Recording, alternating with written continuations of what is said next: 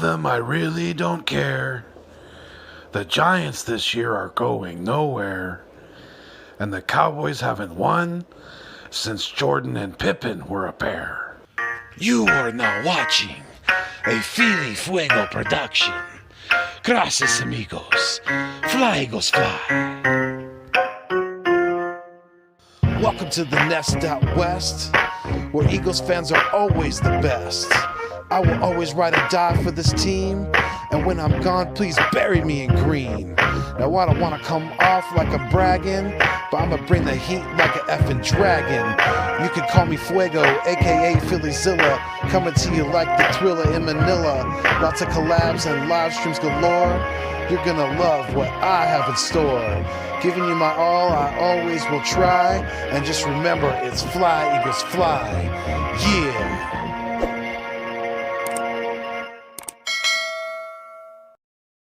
What is good? What is going on? And what is cracking? I am Philly Foothills, and I am back in the Nest Out West, where you can come to get shit off your chest. When we always say, fuck the rest when it comes to Philadelphia Eagles football. Fuck the other 31. We're always trying to get it done under the sun out here in California, holding it down for Eagles Nation. What's going on, AK Eagles? How you doing, my dude? Hey, Eagles podcast holding it down out there in Philly. What's going on? How's it going, my guy? Yes, it's AK Eagles, the Eagles Uncensored podcast. I may fuss and cuss, but you can count on me and my content like the fucking city bus. Hey, and if you like the Wagyu, subscribe too. You know what it is. How's it going, my guy? Very good, my dude. Very good. Glad to see you. Definitely. It's it's Wednesday, and hey, yeah, I don't know if you heard. Well, I told you pre-show, but Cowboys, man, they're in some trouble. They are in some trouble. Not only are they down now, Michael Gallup to an injury, Liddell Collins to a suspension for the NFL substance abuse, but today they lost their starting, all-pro, whatever he is, defensive end. DeMarcus Lawrence, he broke his foot in practice today. So that is pretty breaking news. And that's no pun intended, but that's that may have just broke the Cowboys season. It really might have, because he is out indefinitely with a broken foot, and it's not looking good for the Cowboys early on here. They could be staring at 0-2 right in the face. Poop City, man. Poop City. No lie.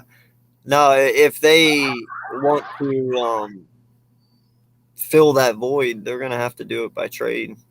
Unfortunately for them, because there's no one behind him that I feel, can step in and fill his shoes. There's gonna be a hole there.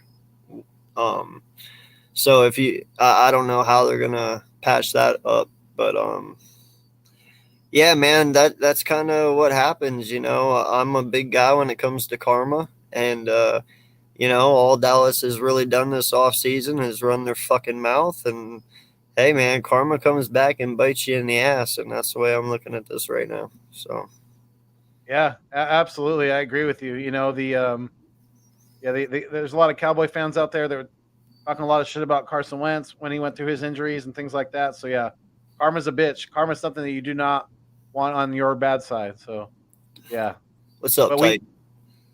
We wish anybody with injuries out there speediest of recovery, because like I told my guy here, I want to beat the Cowboys at full strength. Yes. I want them, hopefully by the end of the year, maybe he'll be back. I don't know. We'll see. Broken foot. We'll see how bad it is, but they should be hopefully more than likely at full strength come the end of the year. So hopefully we'll get a better matchup, because all three of those guys that we were talking about, Collins, Gallup, and now Lawrence, they're not going to play Monday night against us next week. So yeah, that's definitely. I don't know if you ever will see it, my guy, because the way everything's looking right now, I mean, if we can stay healthy and we don't get a big head on our shoulders and we just play our game, and we don't bend and break to other people's will, we could be sitting at the top of this division and come week 17 when we play Dallas, our starters are resting because we don't want to get them injured, So who knows? You might never see that game. I don't know. But, I mean, the way that this division is looking right now with the Giants looking like total shit, and Washington losing Fitzy and Heineke, he's a iffy, whatever. But, right. I mean, they've really opened it up for us right now, and we're very healthy and we're a good team and we're underrated, So, in all honesty, man, this is for us to screw up at this point. Yeah. And it's not, it's looking good right now. So far, so good. Don't want to get too high. Don't want to, I'm not, obviously I'm a more of an optimist than anything. So it's easier for me to get too high on them than too low. But yeah, I like what I see so far. Definitely. I really, really do. I do. I like, I like the energy. I like the bond that looks like Sirianni and Hurts are building. I like all of it. I like the post game speech he gave to them in the locker room. I like it all. Yes. And let's see here. Ernesto Chavez Aguilar. The link to where you get your mug is now in the. It was already in the description to the live stream, but it's now in the comment section as well. In the chats there, so you guys can go on there and check it out. Get yourself some Keep It Fuego merchandise or Nest Out West. Definitely check all that stuff out. Good stuff. If you see it on a shirt, you want it on a mug, we can make that happen for you as well. So definitely let us know.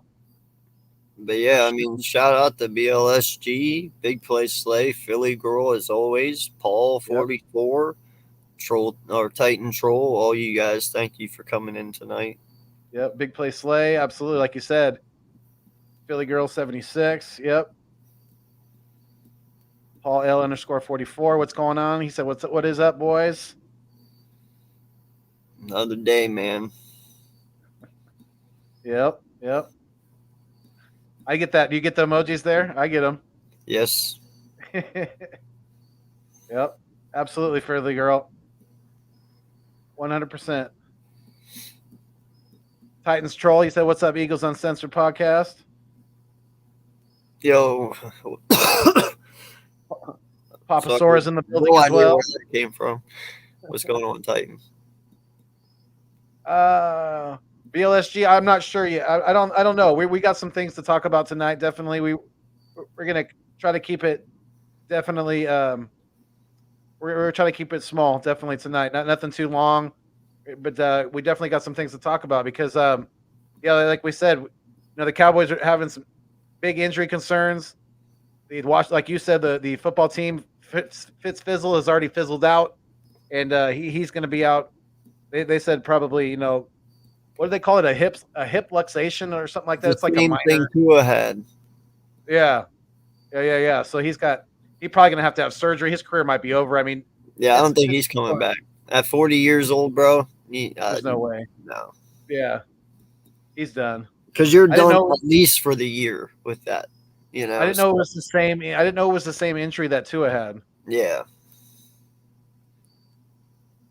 Yes, Philly Girl 76. Yeah, shout out to the missus. She's been working really hard on the shirts and the mugs, things like that. She's even got her own shirts that she's designing. That I've helped her on some of the phrases on things like that. Some of the funny stuff. I'm good at that. But she's been doing all the printing of the mugs and the T-shirts and things like that. So yeah, you guys definitely go check that out at kshaddesigns.com.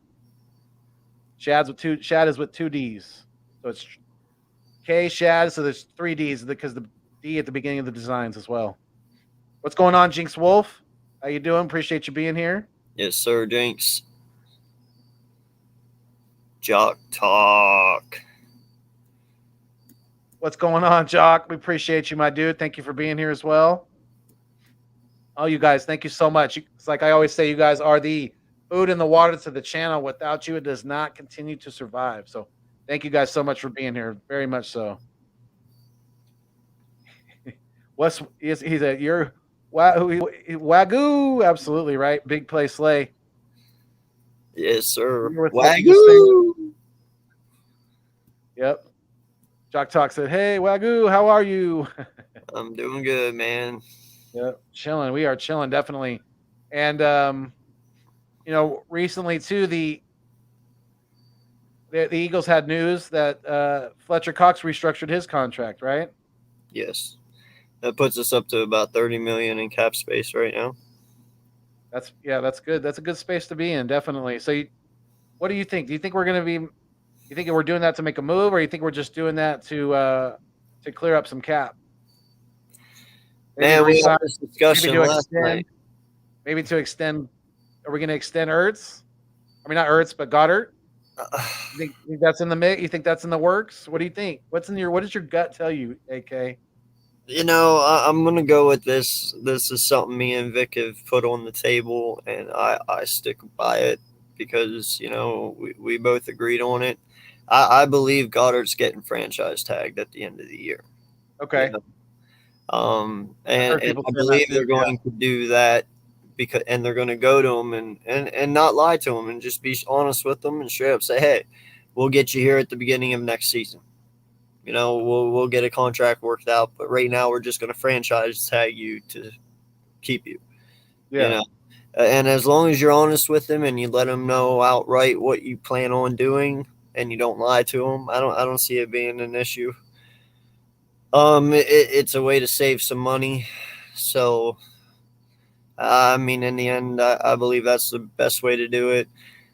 Um, you know, there's arguments that we've had already last night about extending Miles Sanders. You know, I believe you can, and I believe it will be done, especially here in the first 6 weeks if he performs well and he keeps doing what he's doing. I do expect him to be re-signed. You got Barnett, you got Sweat. They're coming up. Trying to think here. Uh, who else? Slay's on probably on his final year. You know, Right. um, you got a bunch of 1 years like Harris and Wilson. So Is it maybe my they. is it Miles Sanders coming due Yeah, for a this is possible Miles extension? Sanders' year. Yeah, that's why I Right. said I think in the first 6 weeks here he's going to be extended because, and I get it. You can always get new halfbacks, but it's like we argued. One, he's still young, and two, he doesn't have the miles on him like every other halfback does. He lived behind Saquon's shadow all these years, so he didn't get that many carries, especially at Penn State. Like he had 1 year of 1,200 yards. Yeah. So uh, his legs are fairly fresh, so you can still use them, and the longevity of them, you know, it'll be a lot more than what Saquon's will because he hasn't been used much. And two, you have Kenny Gainwell now being your little scat back, so he doesn't have to go out and catch all the balls now either. Right. Right. And take those possible hits on like Yeah, the screen passes that get blown up, like the one to Gainwell that got blown up against Atlanta that I remember clearly in my yeah. memory. It was like on a third down, and yeah, it just did not work. Yeah, No, we I know can. there's rumors out there about Michael Thomas supposedly. I I've don't know heard what that. they're going to I've do heard. with this 30 I've mil, been man. hearing. I've been hearing that. I've also been hearing Julio Jones now because Julio's supposedly having issues with the coaching staff in Tennessee. So Yeah, I've been I hearing don't know. about Well, Julio. I'm just going to keep my mouth shut on that because I mean, 30 mil. That who knows? I mean, you could even think like, is there any linebackers out there that are on the trade block? Is there any corners out there that are yet on the trade block? I mean, what are we looking at here? I haven't looked in depth to it, so I mean, there's so many things you could do, but for sure. Like I said, you could do Julio, you could do Michael Thomas, but do you really want to mess with the chemistry of this wide receiver group? Right. Because it seems like right now they have really good chemistry. And I don't know if I'm willing to bring somebody in who might jeopardize that a little bit. Agreed. Agreed. So we got to be careful with what we do.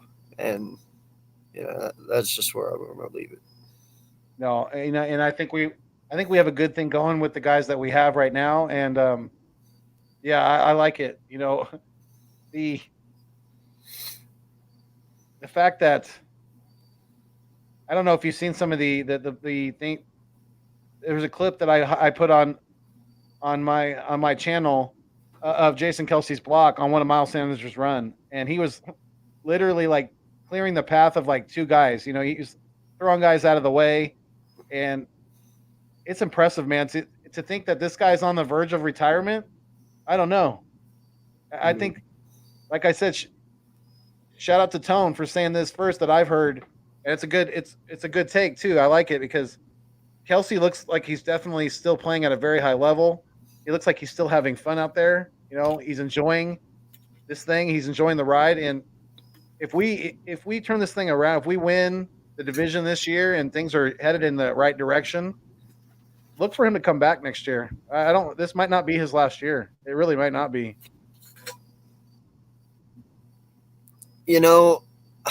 I agree with you. I believe it's a right thing by him to do, which is take it 1 year at a time.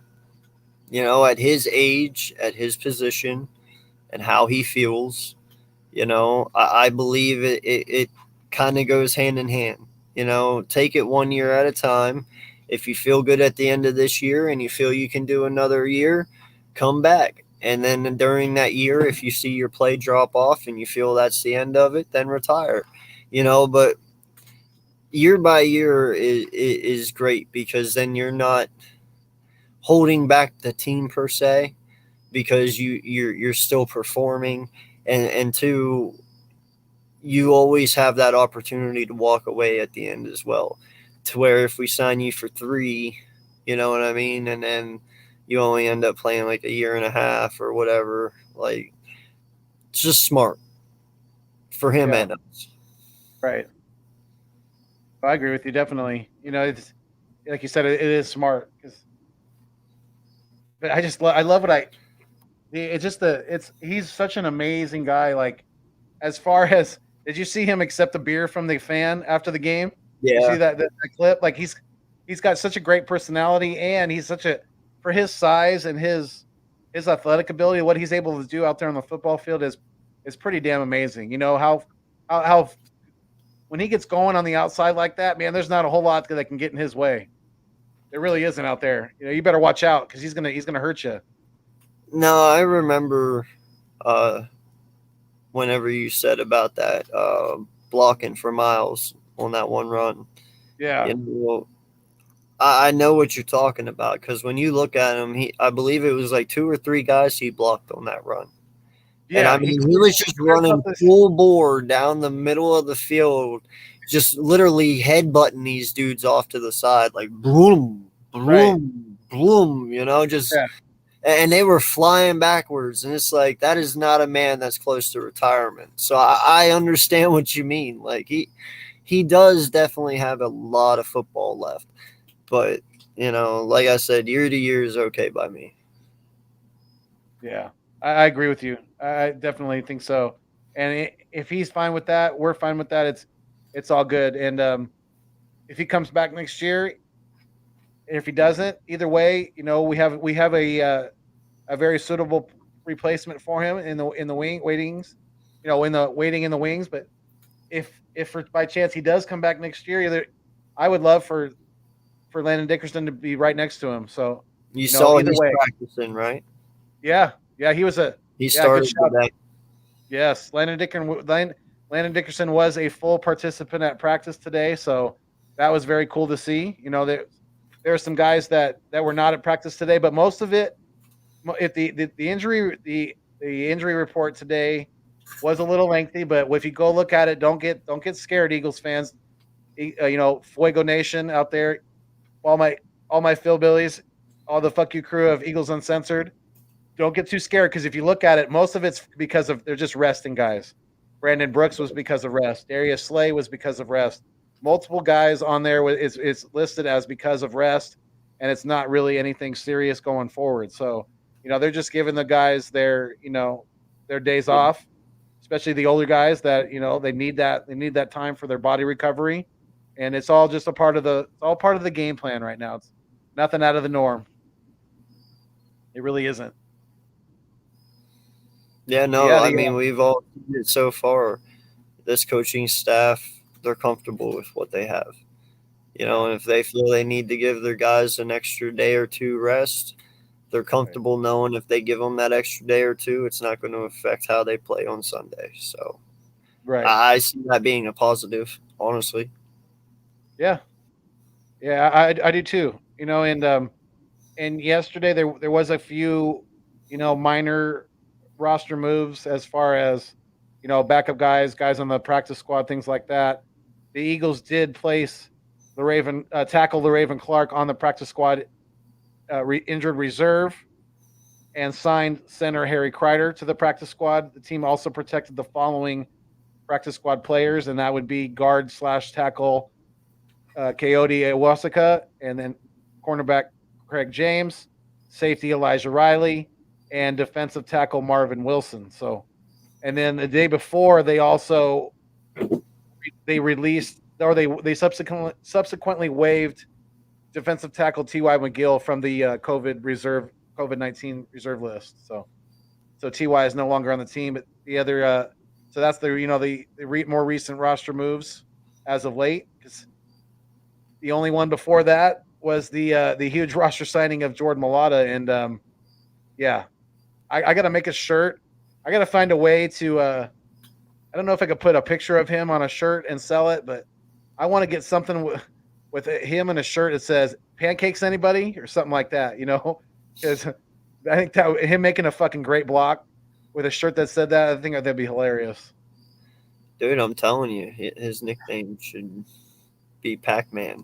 He looked like he just ate that guy whenever he blocked him. It was like, right? Yeah, he leveled up for sure. Yes, definitely. Yeah, 100%. Because he devoured that. He was, I heard he's wanted for attempted murder in Georgia right now. So you better be careful when he goes back to that state. Definitely. I love how Nick put it the next day on Monday. He was like, "Yeah, I'm pretty sure he woke up hurting this morning." I started laughing. I was like, "That's pretty good." Awesome.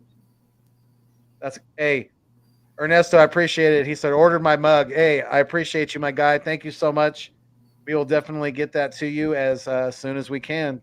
Appreciate you supporting the channel and purchasing some merch. Definitely shout out to Ernesto Chavez Aguilar for doing that. Definitely big shout out to you, my guy. Thank you so much. And you're the as far as like purchases, you're the merch purchases, I should say. You're the actually second one that's purchased something from the merch stuff. So thank you for that. Appreciate it. Definitely. And yes, Billy Girl 76, you guys, please, whichever channel you're on, whether you're on my channel, The Nest Out West, or you're on Eagles Uncensored podcast with AK Eagles, make sure you guys hit the thumbs up on both channels at some point. So hop over to the other channel, hit the thumbs up, and yes, continue to enjoy the content. Thank you guys so much for being here. Definitely. Yes, thank you. Yeah, well, I can't wait to see y'all lose to the Chargers, because you guys just lost your defensive end today. So good luck beating the Chargers there, boys for life. And hey, I would love for you to explain to me how the hell we lost. How the hell not lost, but struggled to the Atlanta Falcons, because you're smoking crack, homeboy. Smoking some straight crazy cracky. You beat a team on the road 32-6 in a place where you haven't won since 2009, but yet you struggled. The other team only scored 2 field goals in the first quarter, and the rest of the game you held them to 0 points, but yet you struggled. Okay, yeah. All right. I can't wait to see Justin Herbert chew you up and spit you out. It's going to be so much fun. Me too, because he's gonna light that defense up. I can't wait, because I got Justin Herbert on at least one of my fantasy teams, if not 2 of them. But yeah. I can't wait to see him light up the Cowboys this weekend. Put you guys to 0-2. That way we can put you guys in the basement of the division and out and dire, desperate straits at 0-3 on Monday Night Football in front of the whole country for you, whole country to see. You guys get embarrassed. Keenan Allen, Mike Williams, Austin Eckler. Really? Should I keep going? What isn't Cook there too? I believe. Yes. So yeah, you got all those big boys and all those weapons, and you have that shitty fucking defense, and you want to talk shit to us? Be more worried about yourself there, my guy. All right. You got your own problems in little D there. Yeah. You really do. You really, really do. Let's see here. What did BLSG here? He said, here is an easy math problem. Daniel Jones and the Giants playing bad, plus Washington losing Ryan Fitzpatrick, plus the Cowboys losing DeMarcus Lawrence equals the Eagles win the NFC East as of now. LOL. Yeah. Hey, I like the math. It makes sense to me. Definitely. That makes sense pretty clearly to me. It's a pretty clear path at this point. Appreciate you guys. Thank you so much for the support. Thank you very much. Ernesto Chavez and Philly Girl 76, both of you guys. Yeah, we're not losing to the Niners. I don't think so either. I think it's going to be close. I think it's going to be within a touchdown at the end. Hell, the Niners might even be leading us going into the fourth quarter, but we're going to win. We're going to come out victorious in this game. I think it's, if we going into the fourth quarter, if all we have to do is slow down their run game. They lost Mostert. I don't know if you heard that or not, but Raheem Mostert, their starting running back, is out for the year. And the corner. Yeah, they have a few key injury guys that are actually that didn't practice today. So yeah, we attack that defense. We get that running game going, and I think we're going to beat the 49ers. I really do. But yeah, I mean, I was going to talk to you about that too, AK. I want to have Niner J on our East Meets West podcast this weekend. Okay. Yeah, we could pick his brain a little bit about what he thinks about the 49ers, after week 1 and things like that. Because he's a big 49ers fan. So yeah, I'm down. To get him on the channel again. He's already been on before, so it'll be good to get him on the channel. Definitely get him on our podcast. Definitely the week after we need to get a Cowboy one on. Oh yeah, yeah, and Boys for Life.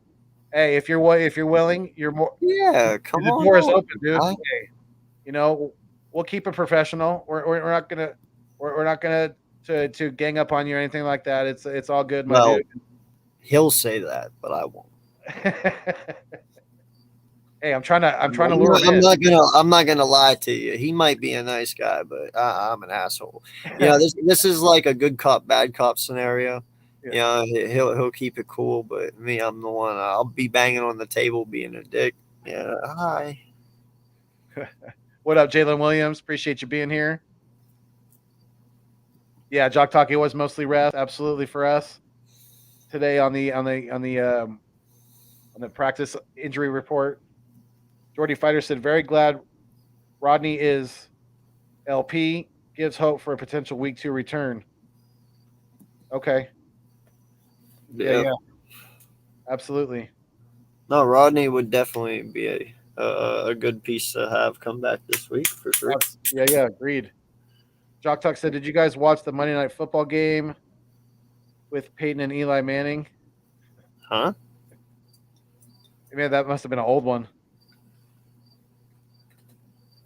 I don't remember that one. Did you fall and hit your head, my guy? Because I'm pretty sure it was the Raiders and the Ravens. Unless he's talking about a really old Monday Night Football game. Or not, I shouldn't say really old, but older.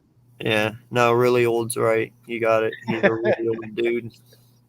PLSG said, with Davion Taylor and Landon Dickerson getting full participation and everyone else resting, Eagles could be down to 2 to 3 players on the injury report, depending on Rodney McLeod's status. Yeah. Rodney McLeod was limited practice, so he's getting there. He's definitely improving. BLSG also said that the 2 to 3 players would be Jay Jaw, Marcus Epps, and Rodney McLeod, depending if he plays. Yeah. Because Jay Jaw's got an ankle. David Harris, what's going on, my dude? Hey, shout out to the 11 in the live stream right now. Thank you guys so much.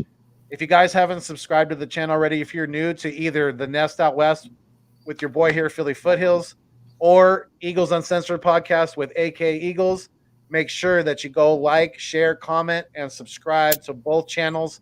Hit the thumbs up on both channels as well, because we are live not only on my channel, but my boy here's channel as well. So make sure you go do that. We are live on Facebook as well too. So shout out to anybody who's watching us on Facebook. But yeah, thank you guys so much for being here, being part of the live stream with us tonight. Really goes. She said ninja mode. I think she was talking about you going off camera. Yes, he's incognito. There he was. Jock Tuck said, "Oops, I missed the thumbs. Hit the middle finger." That's funny, right. Cocaine is one hell of a drug. You're right, Papa Sorry. It really is. You know, you guys got to stay away from that stuff. Really, seriously. Come on, Mickey.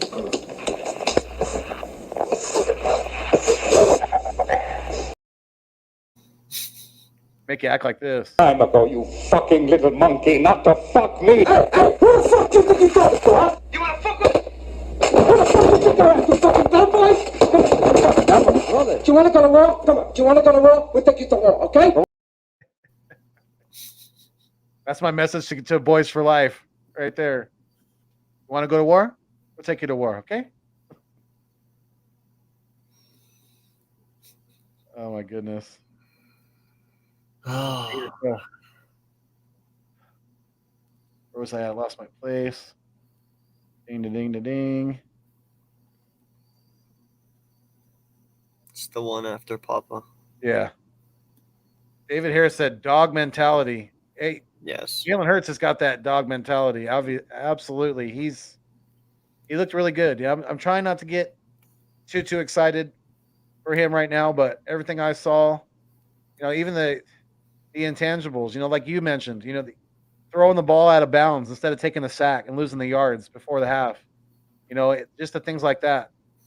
It's just smarts that you can't. Pocket presence. Exactly. Poise. This kid's showing already very, very good team leadership, things like that. He's strong mental strength as well. Like I've been saying, it was freaking awesome, dude. That he throws a touchdown to Gainwell, and then they call it back because Lane Johnson was illegally downfield. On the very next play, he comes back and drops a dime into Goddard, and only in a small window. There's not a lot of young quarterbacks out there, quarterbacks period, that can eat that quickly delete the play before, because that gets frustrating. When you score a touchdown and the referee that you get a call back because of a penalty, that can get frustrating. That can get irritating. And some guys can't deal with that, especially young guys. And he just, like you said, just the poise, the mental fortitude that he's showing is just awesome, man. Well, I think he understands that you're never out. I mean, even though, they stop you one down, you come down out the next play, and he did what he did, and it's a touchdown. Well, he never thought for 1 minute he was out of it. Right. And that's the thing, when you sit there and they stop you and that gets into your head, that comes over and over, and then you feel like you can't do it, where he is complete opposite. Like, even if he gets stopped, he knows he can, and he'll figure out a way to do it. And that's what I love about him. Yeah, I agree. Definitely. Let's see here. That's what I love about him. Yeah, I agree. I mean that. So Philly girl, let me see. Are you? She said, "I can't drop your links here without a wrench. Can you turn me blue? Are you a moderator? Are you looking for both channels? Because I thought you were already one for me. Maybe not. No, Maybe she's one for me. All right. So let me make sure that I get her on my end. She is. Let's see.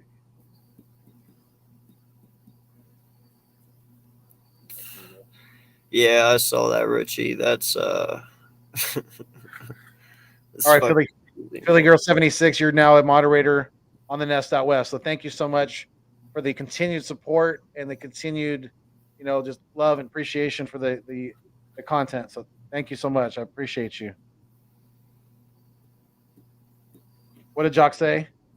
No, I was reading Richie's thing. Oh, Yeah, no, I heard about that today, man, and about the death threats and stuff on them. yeah, that's crazy. That's, dude. People got to stop that shit. That's to me that's just like that's showing that people are either just like just trolling people just to do it just to because they think it's entertaining. It's either that or they're just getting way too much into this fantasy football shit. The gambling, they're putting too much money on it. Whatever, I don't know what the fuck is going on, but to take it that seriously, that's freaking so uncalled for, man. I couldn't believe. I'm not laughing to be disrespectful. I'm laughing because it's literally like we have to talk about this. Right. You know what I mean? Like, is this literally what the world has come to now? Yeah. Sad. Like, this has to be a subject. Like, we should all know better. There's nothing that ever makes anyone deserve a letter like that. And like this man can control that he tore his ACL, really. Right. It's just a shitty thing that happens, and it's a shitty injury. And I guarantee you, if you asked him if he could be out there this Sunday, he'd be like, "Fuck yeah, I wish I could." So you're gonna hate a man that wishes he could, but his body wouldn't allow him. Like, it just makes no sense, and it's the dumbest shit I've ever heard. And it's like, why is this even a thing? It's dumb. Yeah. No, I agree. We shouldn't even have to be talking about this shit. You're exactly right. No. You're exactly right. Oh yeah, Peyton and Eli were announcing the game. Yeah. I was watching it on and off. I think I was on a live stream when Monday Night Football was on, so I wasn't fully paying attention. But yeah, he's right. They were broadcasting. They were doing the game.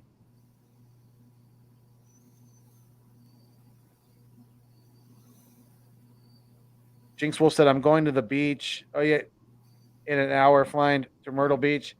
Because Jinx Wolf's not going to be able to watch the game this weekend. That sucks. Sorry to hear that.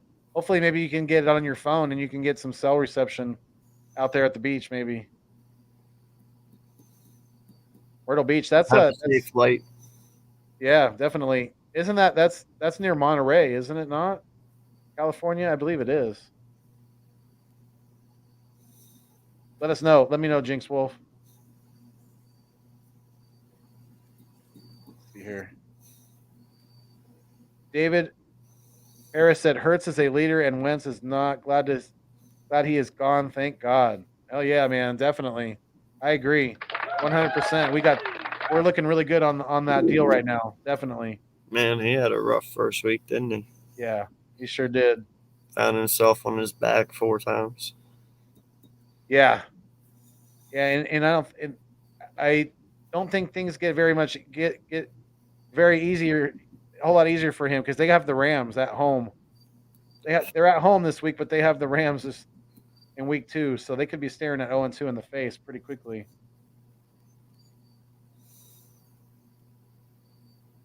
David Harris said Sunday Hurts showed me that the haters what he is made of.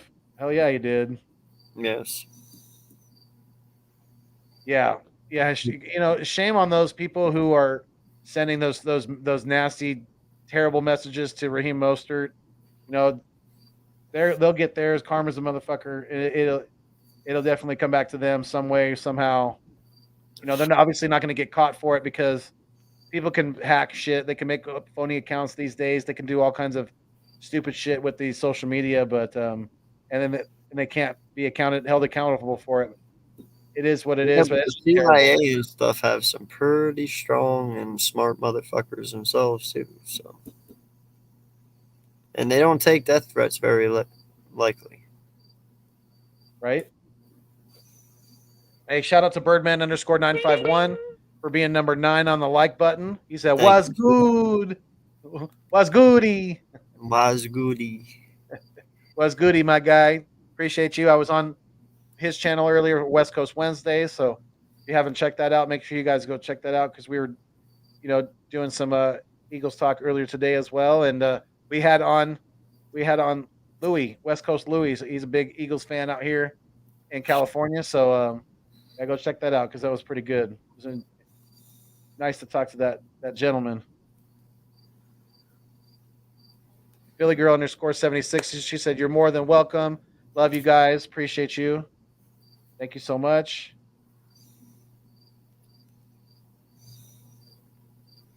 BLSG said, "If we beat Dallas week 3 at their place, I'll laugh." Hell yeah, you will. We'll laugh in joy. Let's see here. I know. I wish that we could change the colors of the wrenches. Is because Jock Talk said Philly Girl looks prettier in green. I agree. I wish we could make the wrenches green. That would be awesome. I would love that. That's why we need to make YouTube go green. Right? Absolutely. You mean when? Yeah, exactly, Papa. When we beat the Cowboys. Absolutely. When we beat the Cowboys. Yeah, so the week 2 in the NFL, I wanted to kind of go over it with you a little bit here and kind of get your thoughts on these games. Because tomorrow we have an NFC matchup, and unless they tie, which I don't know, a tie actually might be better for the Eagles if they were able to get that done for us. But one of these teams is going to be staring at 0-2 right in the face. So, I think with the what I saw from both teams, and I like Taylor Heineke. I think he's better than some of the backup quarterbacks in the NFL. So I like that he's getting his shot in Washington. But yeah, what do you think? Who do you think is going to come out victorious tomorrow night? It's in Washington, so I'm gonna have to give this one to Washington. Listen, I think we've all seen the display the Giants have on offense of line, and their O line is trash. Okay. Yeah. It should be nothing but easy pickings for Sweat and Young, and then you got Leonidas in the middle. Yeah, that's right. Their D tackle. Yeah. Yeah. Pretty sure. They got a great defensive line. They really do. Their secondary, it's okay. They got actually it's a little better than okay, but yeah, no, this should be a game that Washington should be able to pull off defensively. We've seen the problems the Giants have offensively, and because they have the problems offensively, it kind of takes the momentum away from the defense. So, and Heineke seems to provide a spark for this offense a little bit. Yeah. So, and it's a home game. So I'm going to go with Washington on this one, man. Yeah, and I think Denver kind of gave Washington a good formula to beat the Giants. Just get that running game going, and if they do so with Gibson, then I think it's going to be pretty easy for the football team to beat the Giants. Because Melvin Gordon had a pretty big game against them in their own house, and Washington's going to be at home too. So, they get Antonio Gibson going. Yeah, it's going to be pretty easy. I think Washington will win by 10 points at least. Yeah. What is your score prediction for that? I think the Washington wins 27-20.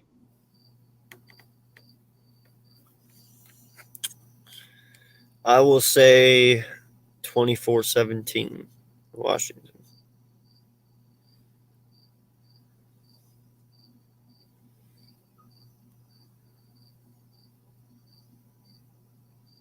And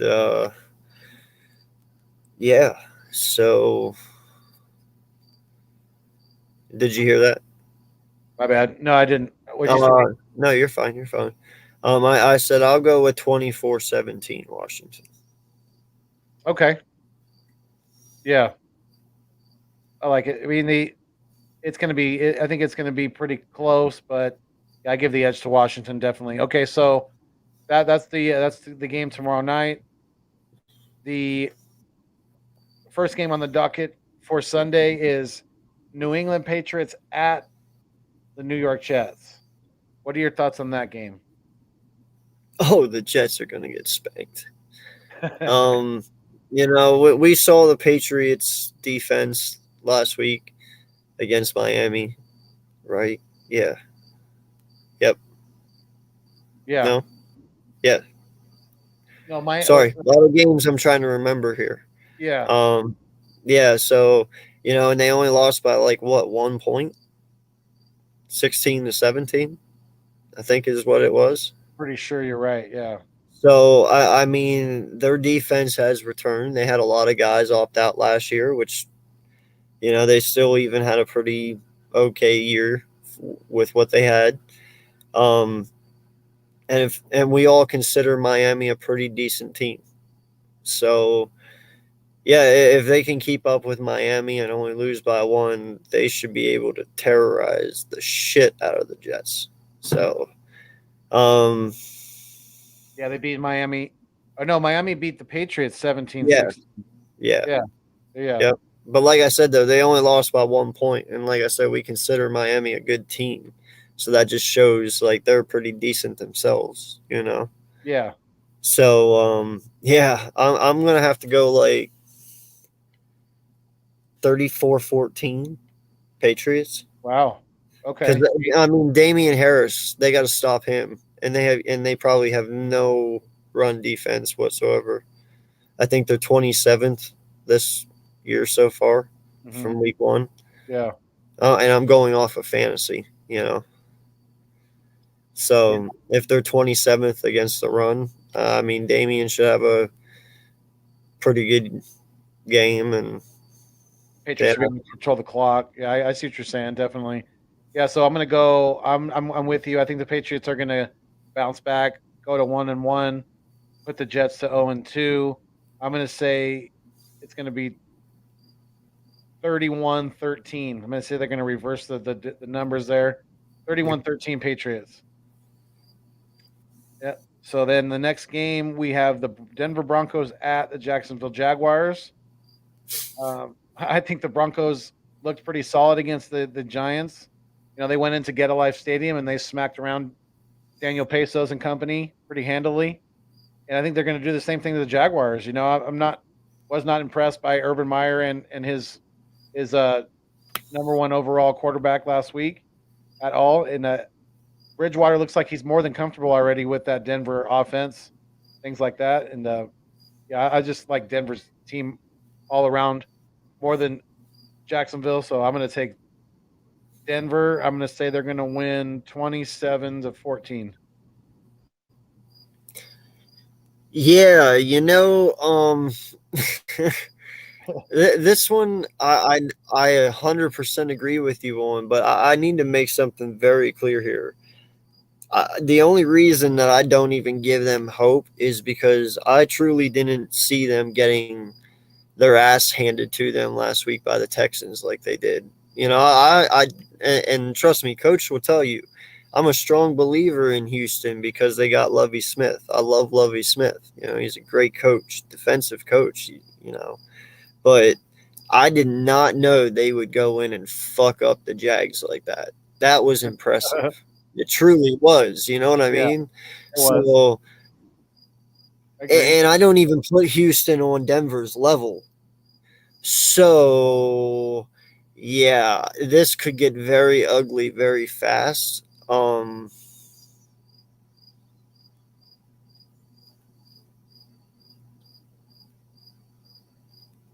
going to say 42-14 Denver. Ooh. Okay. All right. So you're saying they're going to put it on them then?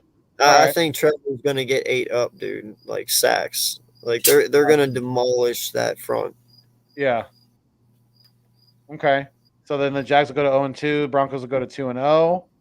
Yeah, I mean the AFC West might be a lot more competitive than the people thought this year. Definitely, the Yeah. Broncos. They start out 2-0. They're going to get some steam going. They're going to, they got a good balance on offense. So yeah, look out for them definitely. But so then the third or the next game on the docket here is we have the 0-1 Buffalo Bills who shit the bed against Mrs. AK Eagles of Steelers and against the Miami Dolphins. It's in Miami. What do you think about that game? Listen, man. The Bills lost to the Steelers. I called this game. I knew it was possible because it's a fresh Ben Roethlisberger right now. It was his first game. He has no wear and tear on his arm. He got the rested all off season. If this was towards the end of the year, I would have gave it to the Bills hands down. But you have to remember that defense was still there, and they terrorized the shit out of Josh Allen. But I got to say, man, I think that one lingers for a little bit. Miami's coming off a really good victory over the Pats. I'm going to give this to Miami and move them to 2-0 here because of that hard loss that they took to Pittsburgh. And I'm not counting them out. I'm not saying that that's, the end of the Buffalo Bills. I'm just saying I think that one hurt a little more than what people realize. And, it's just the advantage and edge that Miami needs to pull this one off. I hear you. Yeah. So I'm gonna go. I'm gonna go the opposite though. I'm gonna say the Bills are gonna win. What's your score prediction though? Before I give you my take on that game, did you already give it? No. 21-17 Miami. Okay. Yeah, that's realistic. That's definitely realistic. But I think the quarterback definitely I mean, obviously the Bills have the better quarterback right now. I think he bounces back in a big way. I don't think Sean McDermott is going to let that team go to 0-2. I think the Bills also have the upper hand when it comes to coaching. And that's no disrespect to the Dolphins head coach. I just think McDermott is further along with his team. He's more comfortable in situations like this. And like I said, I think he's going to do everything he can to not let his team go to 0-2. So I'm going to take the Bills, but it's going to be close. It's going to be like 20. I'm going to say 27-23. It's going to be close.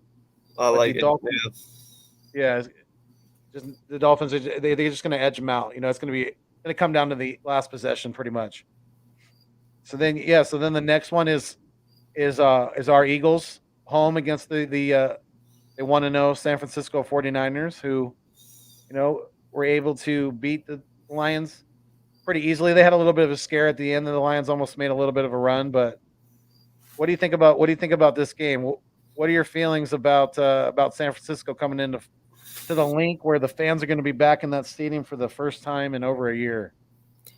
Listen, man, I'm giving us this W. All right. And this is why. We've all seen that Nick is a cerebral assassin when it comes to play calling. Okay.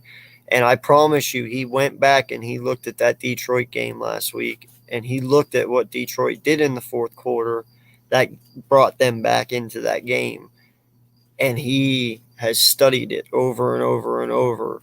And that's what worked against San Francisco. And I promise you, he's going to feed off of that, and he's going to figure out a way to make it work.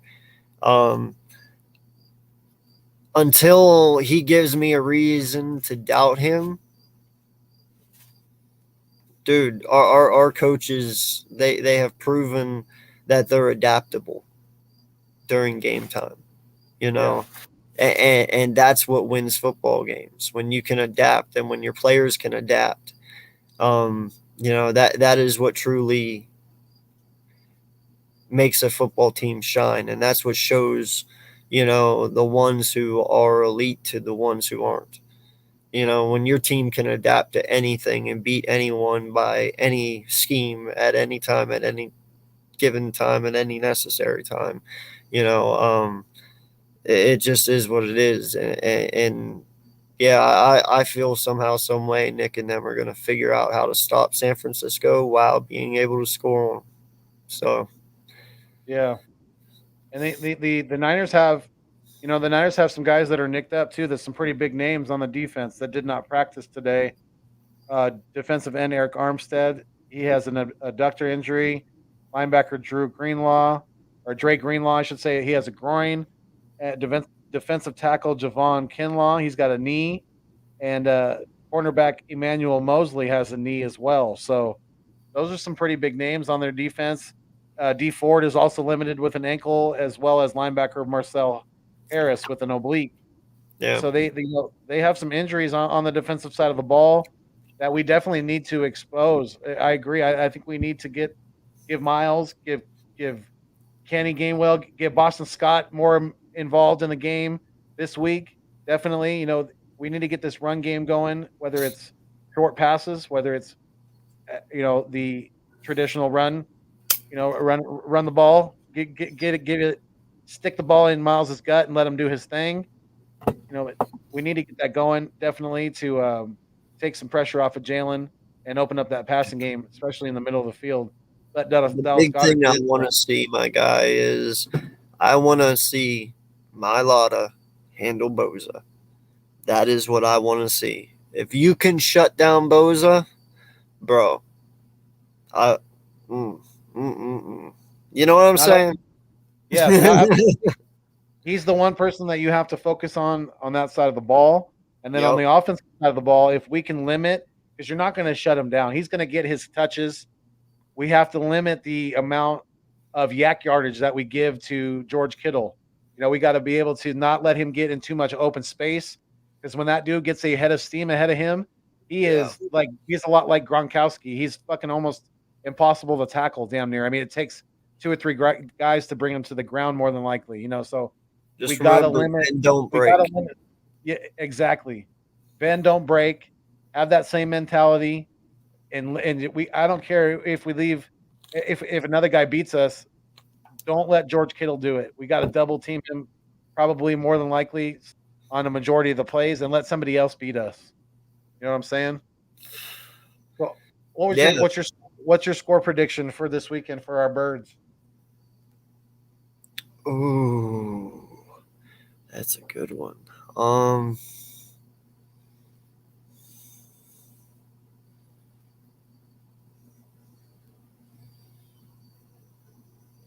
34-21 us. Okay. All right. I love it. I'm going to give it. I give us the dub too, but I think it's going to be a little bit closer than that. I'm going to say it's going to be 24-20 us. That's my call. I even think the Niners are probably more than I think it's going to be a close game. I think it might be a little bit of back and forth. The Niners might even be leading going into the fourth quarter, but we're going to score a touchdown in the fourth quarter to take the lead, and we're going to hold that lead. It's going to be the W for the Eagles. Bro, watch us both be so fucking wrong, and it be like we were wrong last week.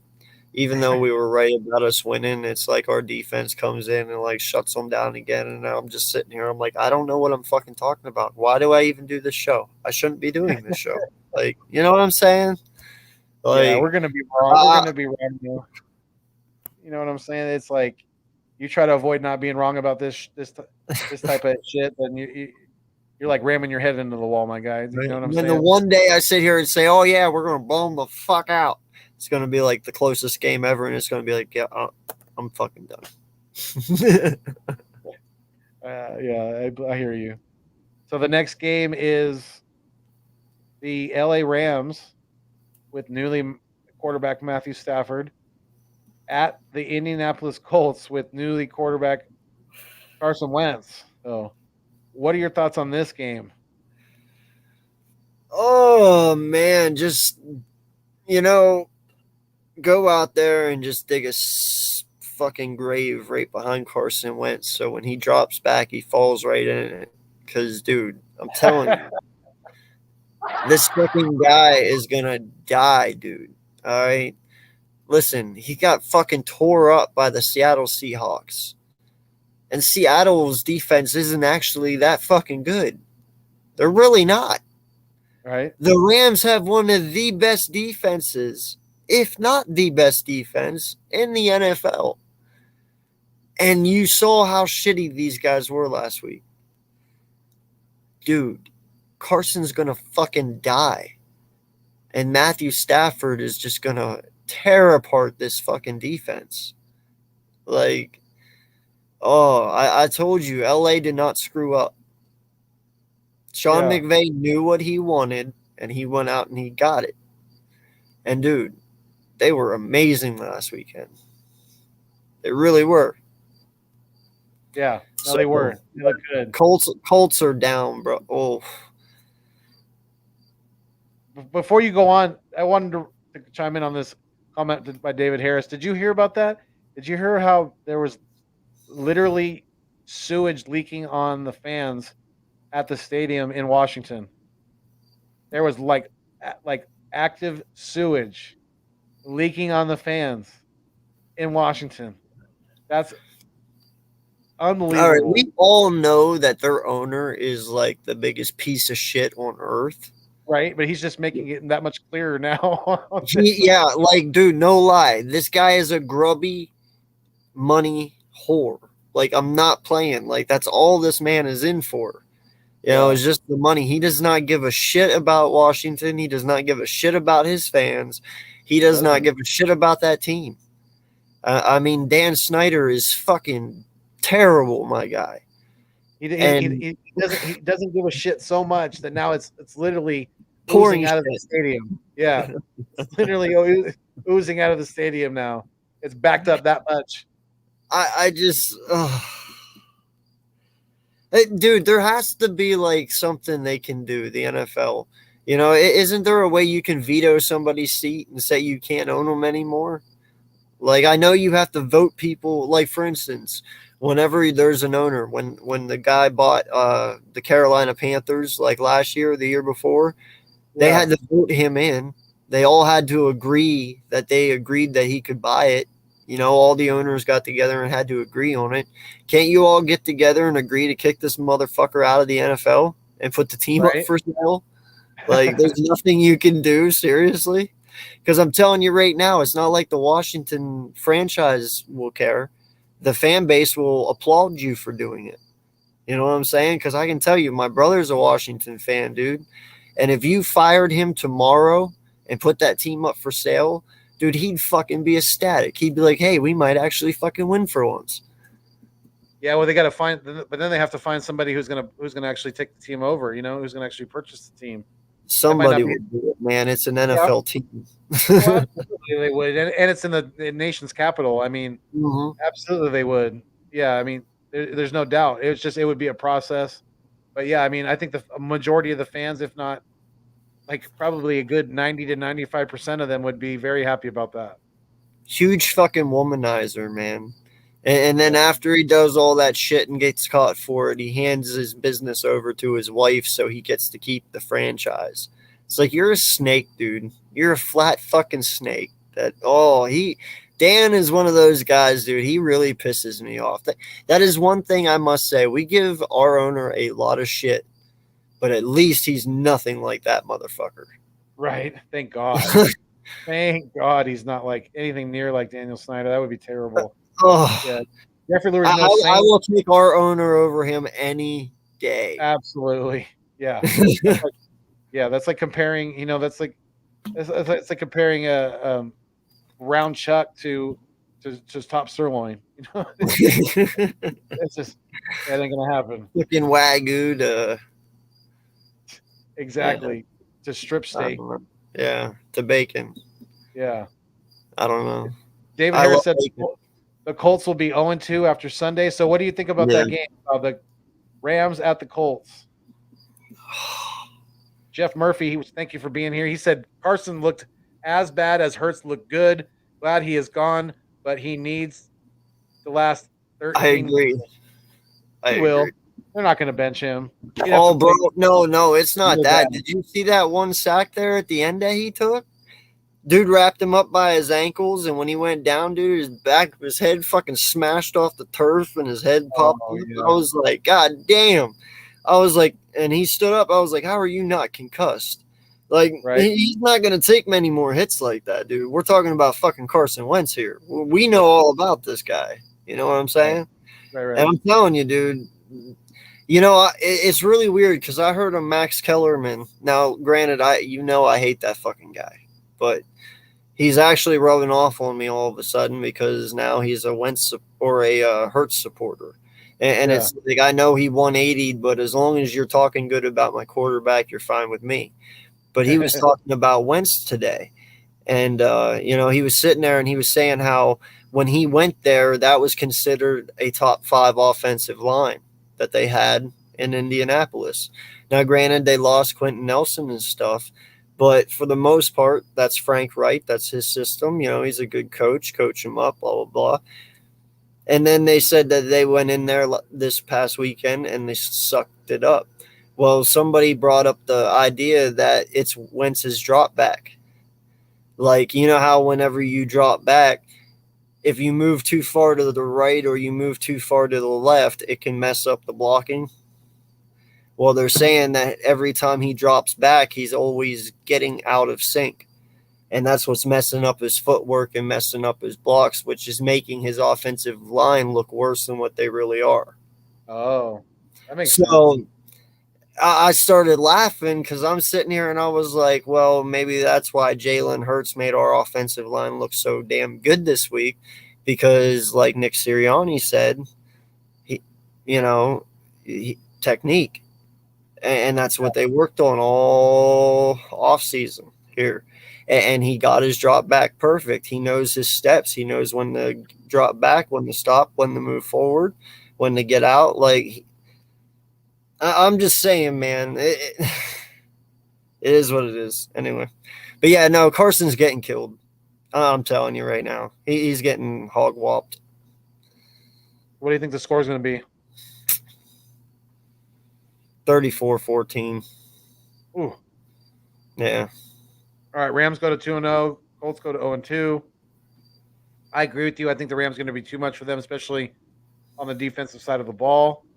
I mean, hell, even with Matthew Stafford now, he's looking good with that offense. So I think they win easily as well. I'm going to say it's going to be 33-10. They're going to win. By the way, Quentin Nelson did play. Thank you, Jock. I didn't know that. That makes the matters even worse than if he played, just so you know. Right. It absolutely does. So, yeah, it doesn't make anything better, that's for sure. No. The next game is the Raiders, Las Vegas Raiders, who are 1-0 after winning in overtime against the Ravens on Monday Night Football, against the 1-0 Steelers, who upset the Buffalo Bills over the weekend. So what do you think about this game? What are your thoughts? All right, man, I'm not going to lie. Raiders look pretty fucking awesome in my eyes. I liked what I saw. You know, they never gave up.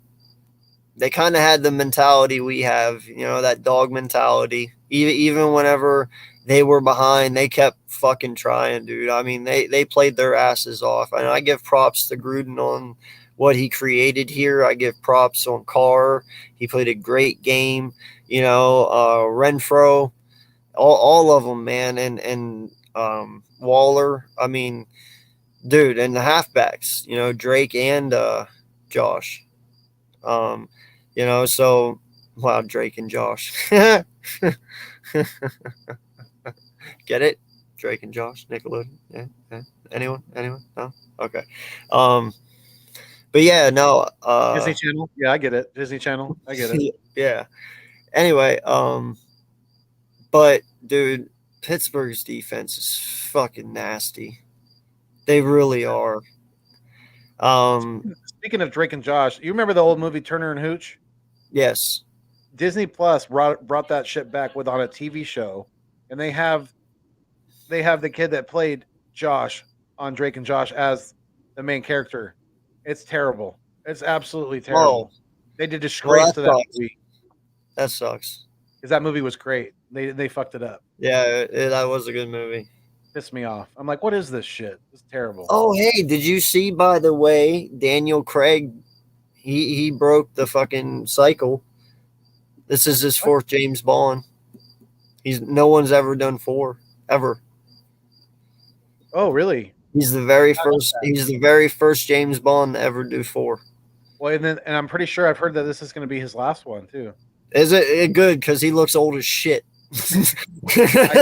I'm not playing, man. From what I've heard, and I think it looks like it's taking fruition.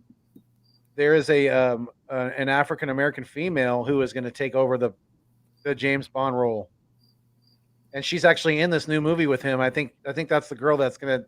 I've been hearing that there's going to be a woman, and I've heard it's a African American woman. So yeah. So does that mean we're going to start seeing man sluts in Bond? You know what I'm saying? Like, is the roles reversed now? Like, the guys get to be the whores for once? John Cena on line 1. John Cena. Yeah, right. Like she's sitting there playing poker, and he walks up. Hey, baby. Right. He's got some little cleavage showing. You know. Yo, that's gonna be awesome. I can't wait to see that shit. Right. Absolutely. All right. Anyway, back to business. Yeah, but all in all, man, I cannot say. I mean, the Steelers still have Juju. They still have Claypool. They still have Washington. They still have Johnson, I believe, is what the other one is. You know, Najee Harris is there, and he's. I don't know yet. You know, I think he had a good first game. I'm not sure what happened, though. I didn't honestly watch it because they played while the Eagles did. So, but yeah, I'm going Pittsburgh with this. I will give the Raiders a close one here. I'm going to say it is 28-24 Pittsburgh. Okay. Yeah, the Raiders have to go cross country. That may play into factor, you know. So, and I think the Steelers have the better coaching and the better quarterback. That usually plays into a pretty good factor. The defenses are pretty equal, I think. I'm going to give the win to the Steelers just because they're at home as well. I think it's going to be close, like you said. I think it's going to be probably like 20. I'm going to say 28-21. Steelers. So the Steelers go to 2-0. Raiders going to go to 1-1. Next game we have on the docket is the 1-0 Cincinnati Bengals at the 0-1 Chicago Bears. I think the Bengals are going to win this game pretty easily. I think Joe Burrow and company will put up some points in this one. I see them winning 31-20. Yeah, I'm going to have to agree with you because my fantasy players are on the Bengals. Listen, I watched the Bears highlights last weekend, and their defense looked like fucking shit. I'm not playing. They looked terrible. I don't know what the hell Nagy's doing over there. Something's got to change soon or his ass is gone. We all talked about this already. You know, he's on the hot seat, and that was not a good start. Not a good start. So, yeah, Bengals, they seem to have a little bit more together. And, I'm going to go Bengals here, man. You didn't give your score yet, did you? Yeah, I did. I said 28-21. 28-21? Yeah.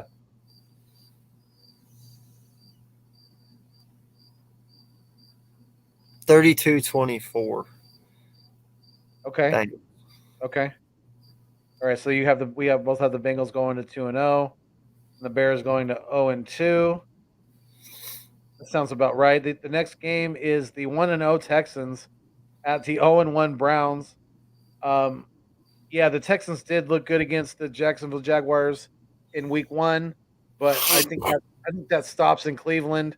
Cleveland's going to be pissed off that they blew that 9-point lead late against the defending AFC champions, and I see the Browns winning this game pretty damn easily. I think they're going to shut Tyrod Taylor down, and the defense is going to get after him. They probably have 3 or 4 sacks. I say the Browns win 34-10.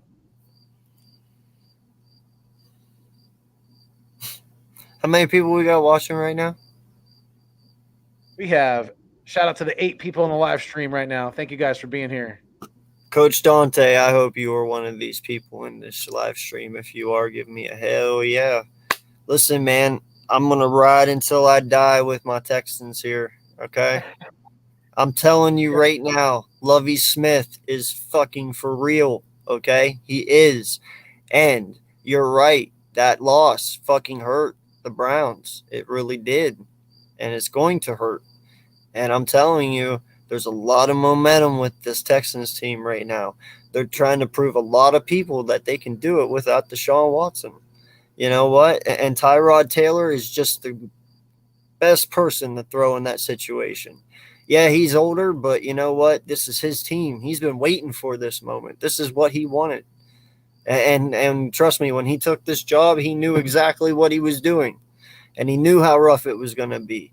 But they have 3 halfbacks that they used, and all 3 scored last week. You know, they do have some decent wide receivers that can play with Tyrod Taylor. Do not count this team out. I'm telling you, I give this one to the Texans, and I will say it's 24-21. Okay. Houston. Wow. All right. We'll see if that comes true, man. If you're right, I was definitely right give you- last week. Let's see if I'm right this week. Come definitely on. give you props. Definitely give you props for being right on that one for sure, because that's definitely a hot take. I don't see the Texans going into Cleveland and winning, but hey, I know. I'll definitally give you respect if you are right. I'm my going to guy. believe. I'm still going to believe. Just one more week. I feel it. Keep push Dante's dreams alive. Absolutely. I'm Shout out to riding Coach with you, Dante. I really am, man. If you are in the chat, let us know. We got 9 people in the live stream right now, so thank you guys for being here, definitely. And yeah, so the next game is the 1-0 New Orleans Saints, who just absolutely destroyed the Green Bay Packers. They're going to be at the Carolina Panthers, who are also 1-0 with a new quarterback Sam Darnold. So, what do you think about this game? I think this one might be pretty close. What do you think? All right, my guy. Listen, that was such a fucking fluke. I'm not lying, dude. 179 Right? yards with 5 fucking passing TDs. No, it wasn't even 150. It was like 149 yards. It Oh, wasn't 149? Yeah, whatever. Yeah, like that is such a fluke, Weird. dude. You played a Green Bay team that wasn't there mentally. That was probably the sloppiest fucking Green Bay game I've ever seen in my 33 years of ever watching them play. Like It was just downright terrible. Okay. I don't know exactly what the fuck Matt LaFleur is doing over there in Green Bay, but my guy, get it the fuck together, because that should have never happened. You let Jameis Winston fucking look like a god. You can't do that, okay? And I'm telling you right now, he's not going to look like a god against this Panthers defense. Yeah, they're not great, but they definitely aren't dysfunctional, okay?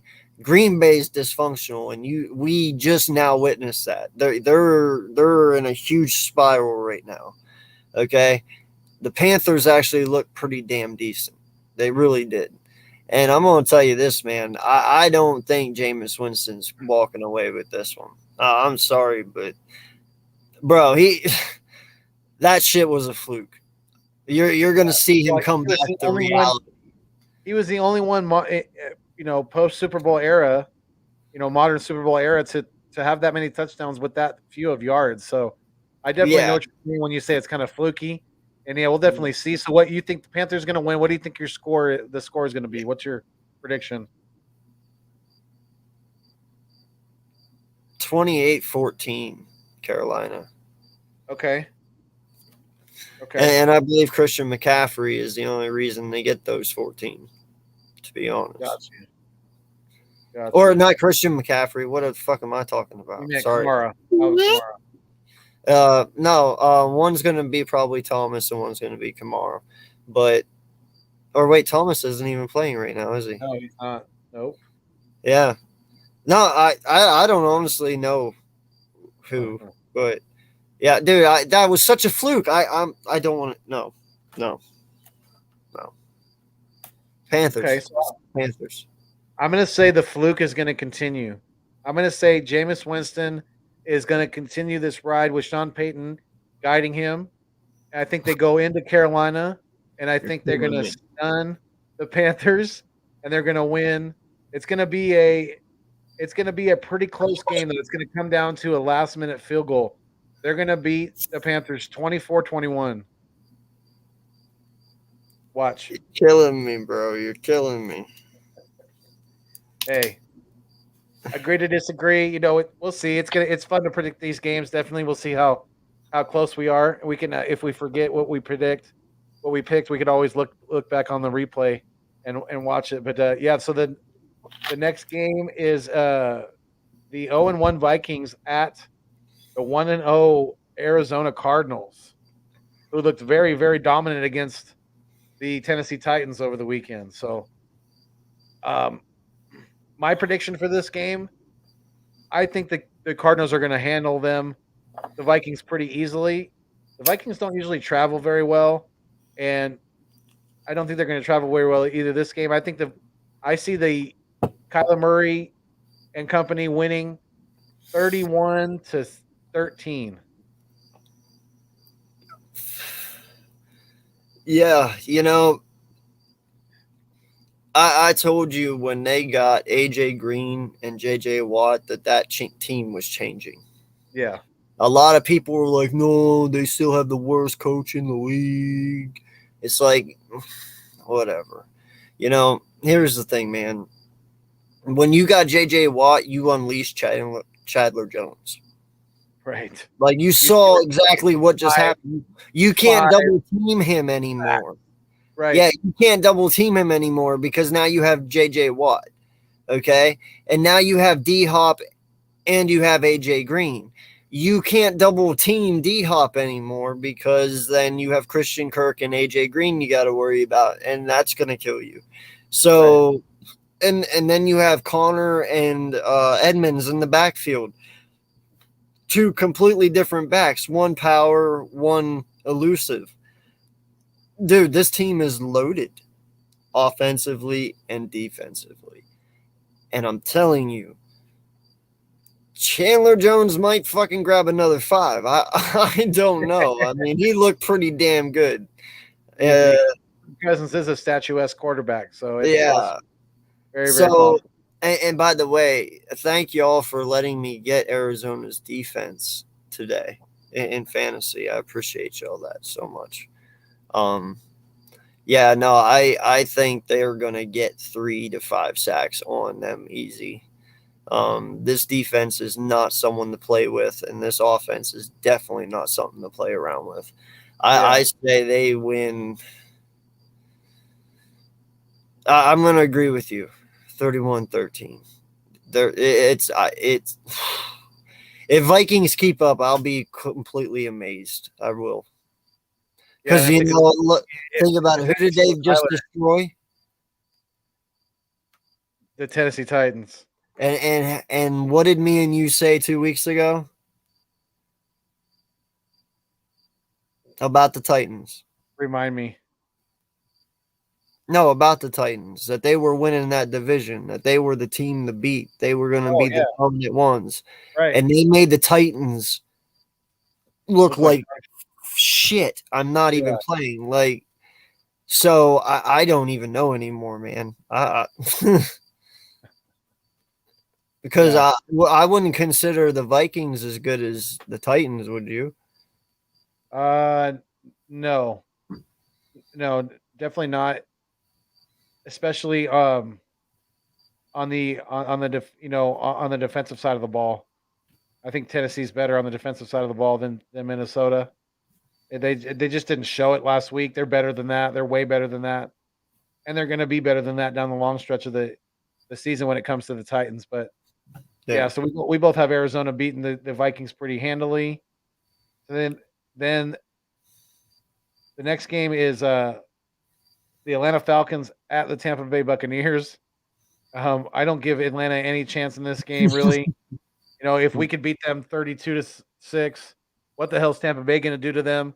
I think they're actually going to put up a little bit more points than they did against us on Tampa Bay. I see them scoring 14, but I see Tampa Bay scoring 34. So I have Tampa Bay winning 34-14 over the Tampa Bay Buccaneers. I mean, over the Atlanta Falcons at home. Yeah, no, man.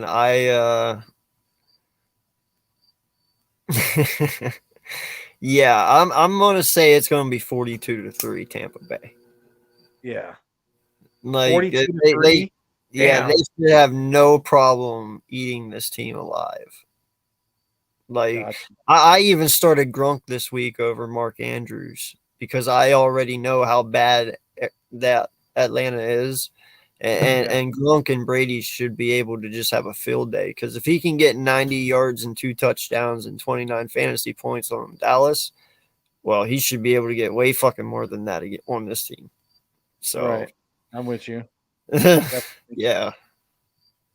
All right. So you said 42-3 Tampa Bay. All right. So then the next game is the Tennessee Titans at the Seattle Seahawks. So, the shit doesn't get much easier for the Tennessee Titans. They might be looking at 0-2, given the fact that they're going to Seattle, where the 12th man hasn't been in that stadium for over a year or two. They're going to be chomping at the bit. That place is going to be rocking. And Russell Wilson at home is usually pretty hard to beat. So, can I ask you another question real fast? Yeah. A fantasy question. Would you sit Derrick Henry until proven otherwise at the moment with all the other halfbacks that I have? Now, I know that's a weird question. Yeah, I know. It's Derrick Henry. Why would you do that? Because they literally played like shit last week. Who else do you have? Who else do you have? Oh, man. Oh, go ahead. We'll continue this at the end of our stream. Yeah. But, yeah, I'll get back to you on that. Gotcha. Okay. So I think that I don't see Seattle losing at home to Tennessee. I think Tennessee's going to go 0-2, and they might be in some trouble out the gate here. I think Russell Wilson and company is going to hold serve at home, and I see them winning it's going to be a pretty close battle. I say they win 27-24. Yeah, no, Richie, I was just thinking that myself, dude. Is Tyler Lockett more dangerous than DK Metcalf? Bro, did you see that fucking bomb he threw to Tyler Lockett? Holy shit. Yeah. That was beautiful. I mean, on an every week basis, no, but yeah, he can be at times though, definitely. Tyler Lockett can definitely be more dangerous fantasy wise than DK at times. No, I didn't fall off the chair. My cats are fucking around and knock something over. Like, I think everybody, if you give them the chance to draft either one of those guys in their fantasy, they're going to pick DK over Tyler Lockett, or 9 times out of 10, they just are, just because DK is just a freak of nature. I mean, this guy's he's a beast. Yeah, absolute beast. All right, so what do you think? Do you think Tennessee wins? What do you think?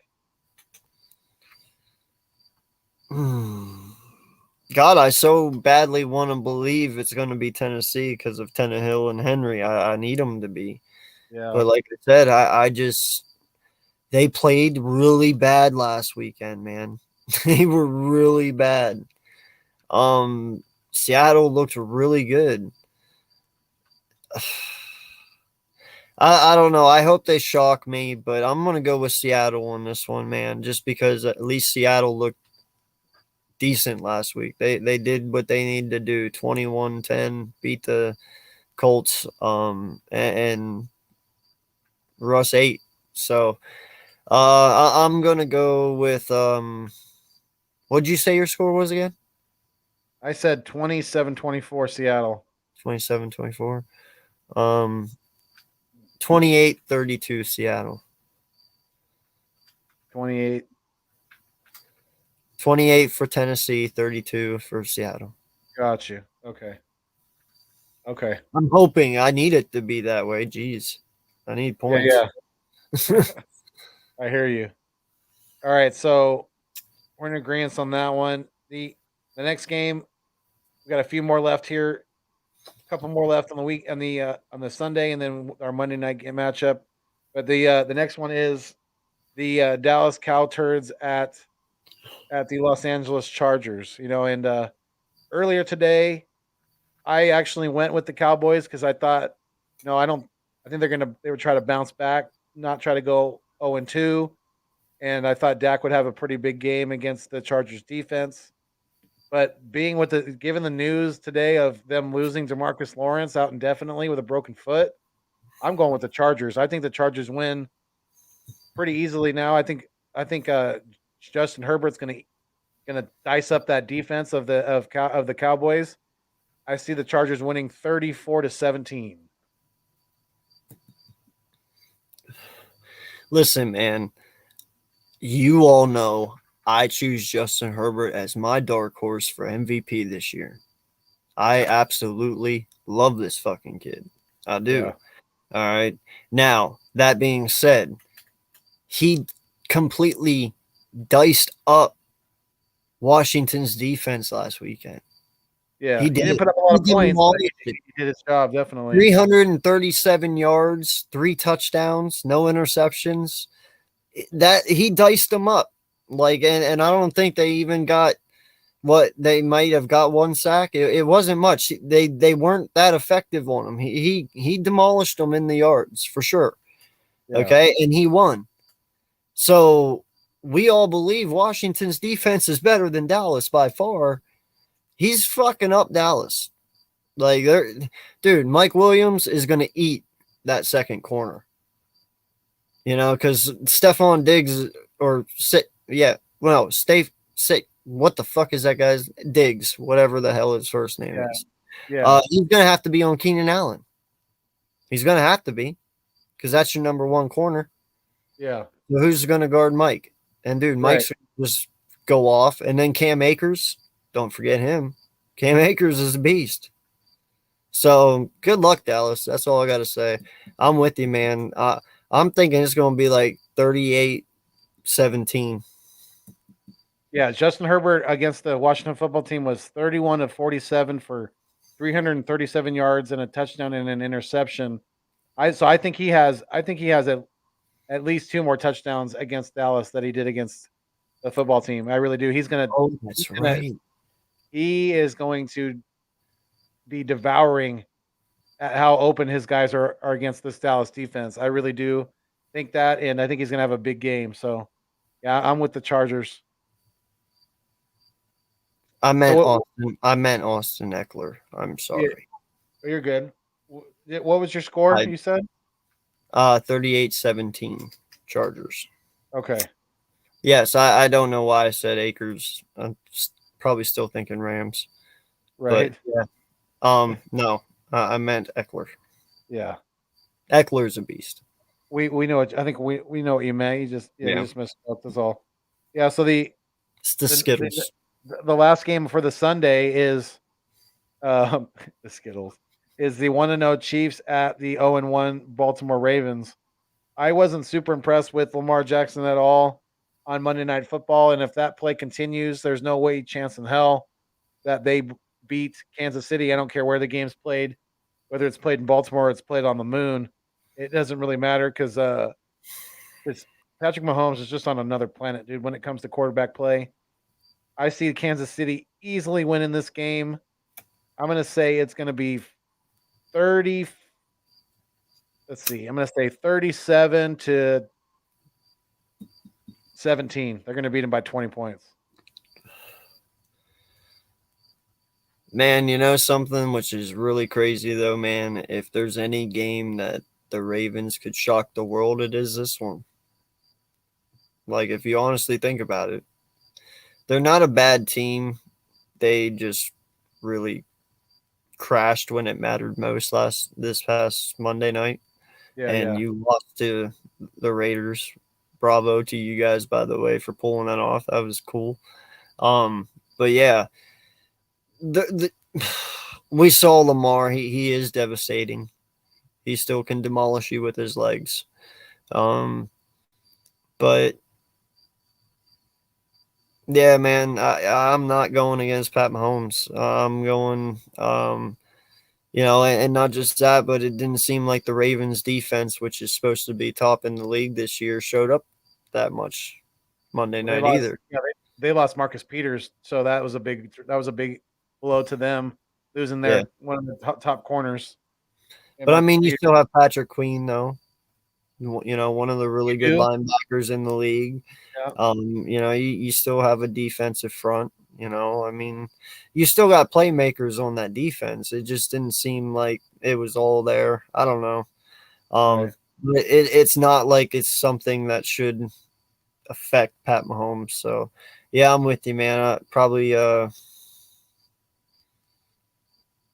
32-21. Okay. Yeah, beat him pretty handily. All right, yeah. So we're still going to score points, but right. I got you. Yeah, it's going to be interesting to see what the Ravens do with the running back situation, because they've had a lot of injuries with their running backs as well. So that's going to be an issue for them, I'm sure, is getting a running game going and trying to get some pressure off of Lamar Jackson. But yeah, I just think Kansas City is going to be way too much for them. But yeah, so then on the last game of the week, Monday Night Football, you have the 0-1 Detroit Lions at the 0-1 Green Bay Packers. Your thoughts? I'm giving this to Detroit, my guy. I swear to God, I am. Dude, I'm telling you, until proven otherwise, Green Bay looked really fucking bad last weekend. And I'm not playing, I'm not. And, Detroit looked bad, but they at least were functional. Right. I know what you're saying. I'm not laughing at you. I'm laughing at because when I was on earlier with Birdman _951 and West Coast Louie, big Eagles fan. They both picked Lions over the Packers as well. I was the only one that picked the Packers. So, dude, they looked really fucking bad. Dude, they looked really fucking bad. I mean, they did. And you can't sit there and say that last week that, they just played a better team. I mean, like you said, that was the worst you've ever seen Aaron Rodgers or a Green Bay team at all play that bad. So I just don't see that happening twice. And I think they would have to play that bad pretty much for the Lions to beat them. I mean, maybe not quite as bad because they played like absolute dog shit against New Orleans. Bro, it was the fact that Rodgers looked like he just didn't care. And if you have an Aaron Rodgers that doesn't care, you're in trouble. Like, true. That's true. But you see him just basically just kind of tanking this season then? I just think he's playing just to play because he knows this is his last year here. Like, he knows he can leave after this year.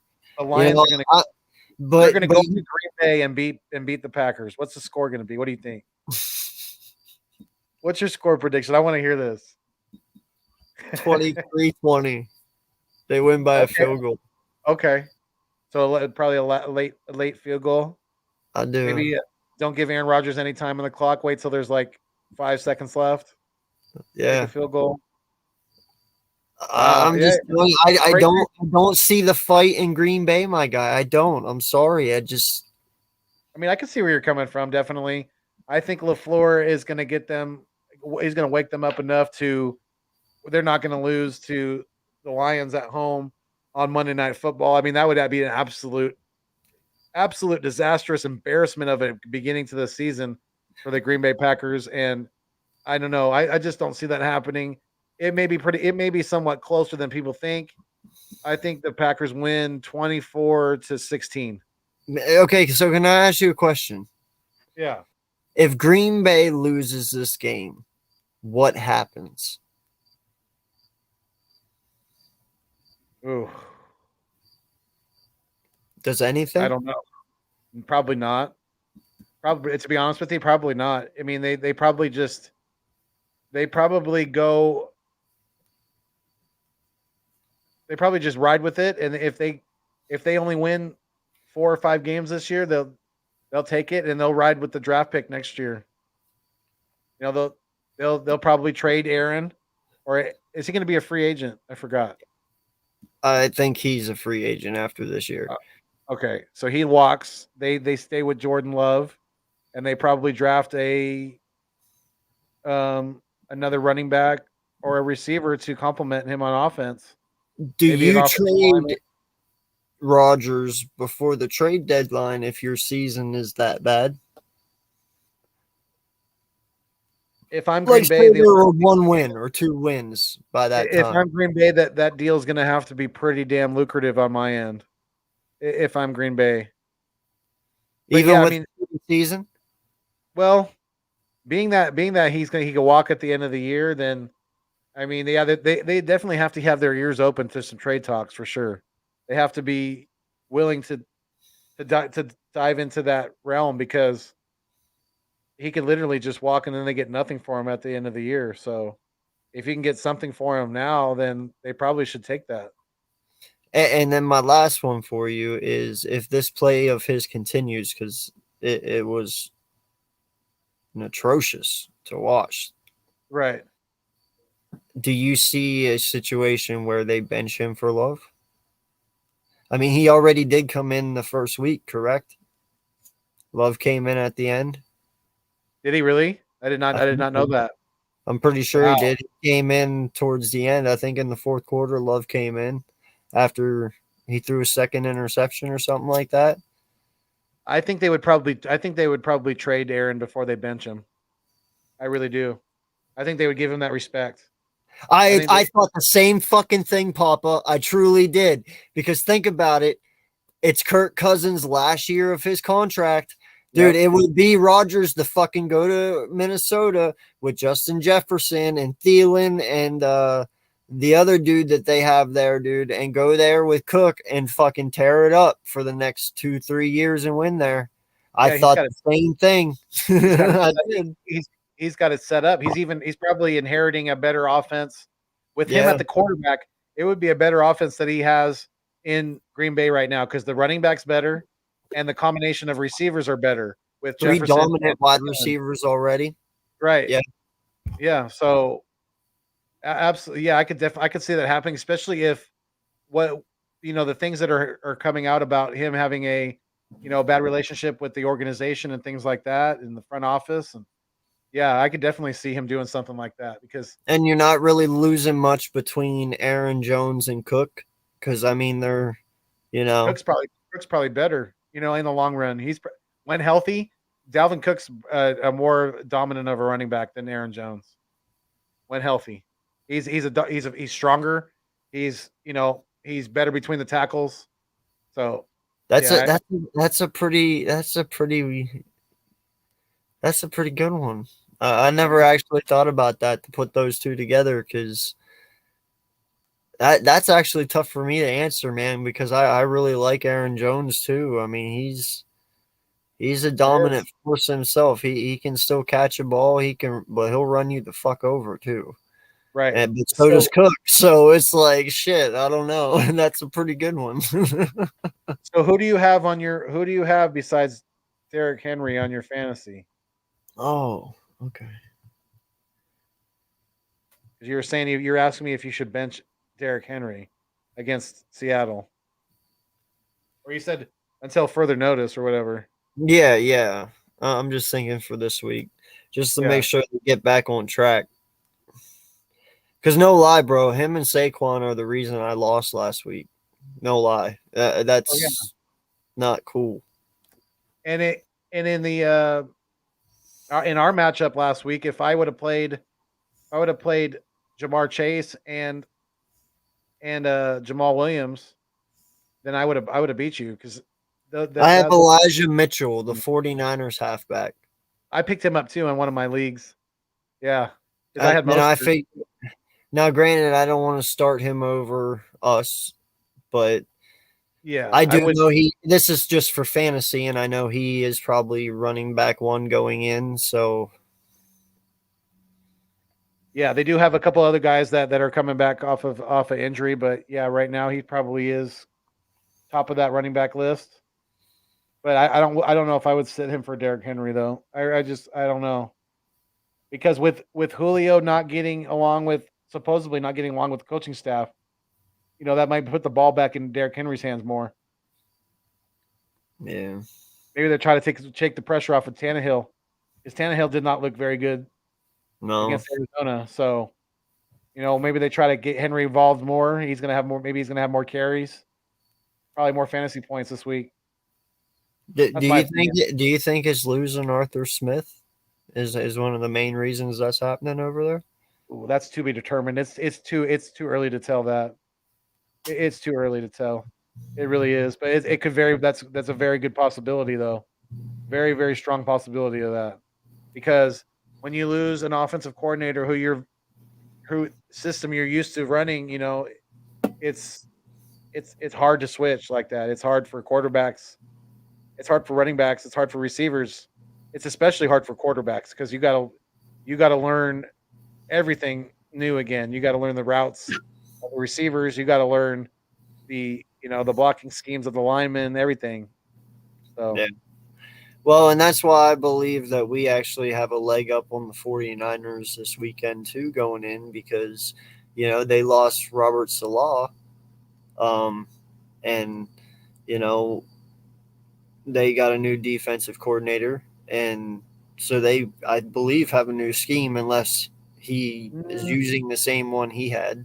I You think he know, is using the same one he had with subtle tweaks of his own coaching style, because he was an in-house hire who worked underneath Robert Salah in San Francisco. So from what I've heard, it's pretty much the same system with a little bit, of okay, the tweaks here and there. So yeah, okay, well, it's definitely going to be it's going to be way bigger of a challenge. I guarantee you this than it yeah. was against Atlanta. We're not going to, I don't think we're going to put up 32 points against San Francisco.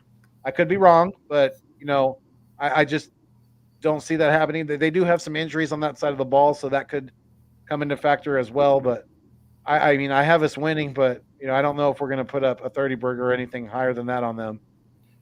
36. Just saying. Got you. Hey, I hope you're right. I really do. You can put that if you want to. If we're, I will. if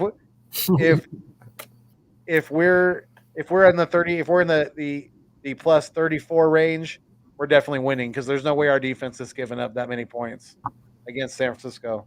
Not the way we played against Atlanta. I mean, if we come out looking like a completely different defense, then that's one thing. But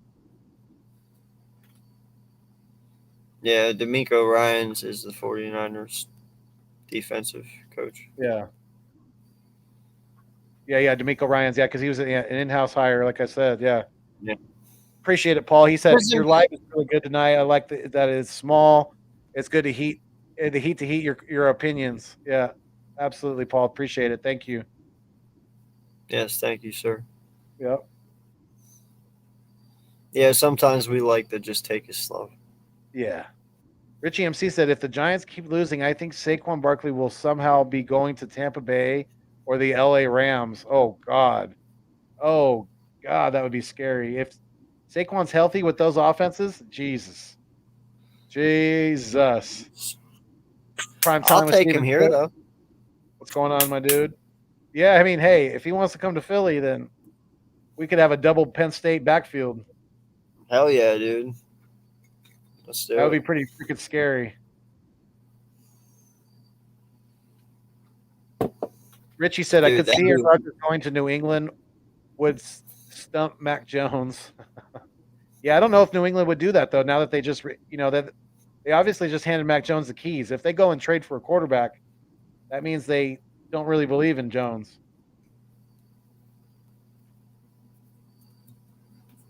Yeah, so we'll see. No, I think Cam's going to Washington, honestly. Only time will tell. Yeah. Well, they've come out and said that they're not going after any quarterback outside of the organization right now. And I agree with you. We'll see if they hold to that. Because if Taylor Heineke stinks up the bed, they don't have much in house after that. I'd be really surprised if they didn't go outside of and get a veteran quarterback somewhere. Papa Source said, also, AK, whenever check ESPN, I proposed a trade. I lost my matchup last week by 2 points, and I am a little pissed, so I'm going to be aggressive. Hey, go get it, Papa. Do your thing. He said, literally, my Never bench listen to them. way better than my starters, and I thought I had them starting. LOL. I'm pissed. Damn, that sucks. Sorry to hear that, Papa. Definitely. But you're going down this week. Florida Rednecks going down. Definitely. I know. I got Jordy. Yeah, so it's fun. Definitely having these fantasy leagues with you guys. Definitely. But yeah, we've almost been on for 2 hours now. So I think we'll probably wrap this thing up pretty soon. Do you have any anything else you want to talk about tonight? No, man. I feel real comfortable going in the week too. That whenever I woke up Monday morning and we were 1-0 and everyone else was 0-1, that was a great feeling. Being top of the NFC East week 1, and it's only about adding a game on each and every week from here on out. And, it is a good feeling to be there, and I believe we're going to be there by the end of this weekend as well. And, the sky's the limit for this team, man. Like I told you from the get, belief goes a long way. And we obviously see all these guys believe in one another, each and every one of them. Yeah. And when you believe in one another, man, miracles happen. So I can't wait for this. I believe they're going to shock a lot of people all year long. So I just can't wait to see it, man. Yeah, I agree. Definitely. Jeff Murphy said, good conversation. New to both of you relatively. Just added Uncensored. Are you both West Coast? No, I am. I'm always holding it down out here in California for Eagles Nation, for Fuego Nation, for all my Philbillies out there. And but AK is in Pennsylvania, right? My guy, you're what's the name of the area you live in? Carlisle. Carlisle, that's right. I always forget the name of that. Yeah. Right Carlisle, next to Harrisburg.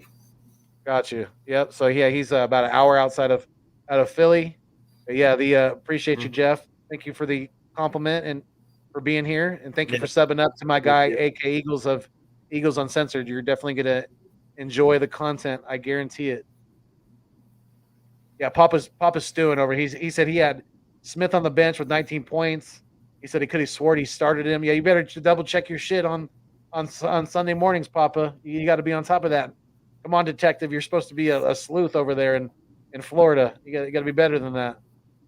Yeah, come on, Detective Sora. Right.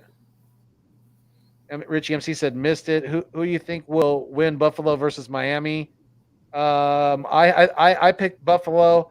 And I think AK picked Miami, right? Yeah. Pretty sure. Yep. Yeah. Yeah, so we were split on that one. Yeah, I said Miami will win. I don't remember my score prediction. 24-27, I think. That sounds right. I'd have to go back and watch it, but yeah, we'll definitely check that. But yeah, you have a good night. Paul L _44. He said, have a good night. You do as well, sir. Appreciate you being here. And Richie MC said, okay, I will go back later. All right. Jeff Murphy said, Smith is the real deal. Agree? Yes, absolutely.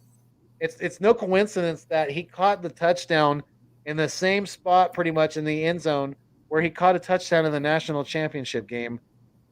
It's just really not. It's meant to be. It's lining up perfectly with. He got the quarterback that he wanted. I mean, he's dancing in the locker room with his boys after the W in Atlanta. So hell yeah, he's the real deal. Have you seen his route running? You're about to see how real he is. He's going to break some of the 49ers defensive backs' ankles this weekend. That's for sure. They better get a lot of tape out there because they're going to need it. They're going to need to be taping up those guys' ankles over and over again. Guaranteed. Devontae Smith gets 120 yards this week. Ooh. Hey, he's been my pick since training camp to win the Offensive Rookie of the Year. So I hope you're right, because that just continues him on the path to that, definitely. But yeah, I mean, great stream tonight, you guys. Thank you guys so much for being here. Like I always say, continue to support the channel. Thank you so much. We both appreciate you guys so much. Make sure you hit that thumbs up on both channels, because we are live not only on the Nest out west, out here in Cali, but we are live also on AK Eagles channel, Eagles Uncensored podcast out there in Philly, an hour outside of Philly and Carlisle, holding it down in Pennsylvania for us, definitely as well. We love and appreciate each and every one of you guys. Like I always say, you guys are the food and the water to the channel. Without you, does not continue to survive. So if you're feeling the vibe, please make sure to like, share, comment, and subscribe to keep our dreams alive. Let's go, you guys. Love and appreciate each and every one of you. Until next time, we fly until we die. Stay mean, stay green. Thanks for viewing me on your screen. But most importantly, keep it fuego. Peace, y'all. Wagyu.